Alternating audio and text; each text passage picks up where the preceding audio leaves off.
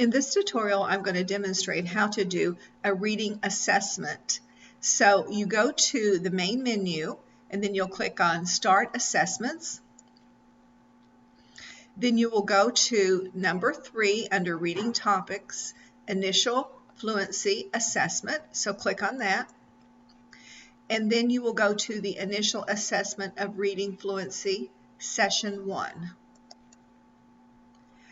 Now the primary instructions are up. You'll need to have a headphone or headset with a microphone or a computer with similar capabilities. And then once I click on the Show Reading Fluency Recording Session, the passage will come up that I am to read. Now the time has been condensed, so I will not do a long reading as you will do when you do this live, but I will start reading as soon as I click on this button. If you have ever gone to a sporting event or another social event in the United States, you probably know the national anthem as it is typically played before the start of all such events. The song of our nation, the Star-Spangled Banner, is a favorite of many Americans, and we have a man named Francis Scott Key to thank for it.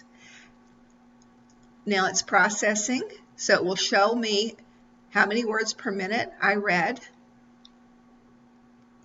So let's give it a few seconds. So here's where I could actually go back and play what I've read. So let's listen to that. If you have ever watched a sporting event or another social event in the United States, you probably know the song that it is typically played before the start of all such events. The song of our nation, the Star-Spangled Banner, is a favorite of many Americans. We have a man named Francis Scott Key. So we can play that over and over to see how we did, and you can re-record the reading passage. But what it shows here is my reading fluency rate is 207, my national comparison rate 130 words per minute. The reading fluency rate is calculated by subtracting pronunciation errors, added words, and dropped words from the total number of words over a 60-second interval. The number of words read is labeled words per minute. The reading fluency rate is labeled corrected words per minute.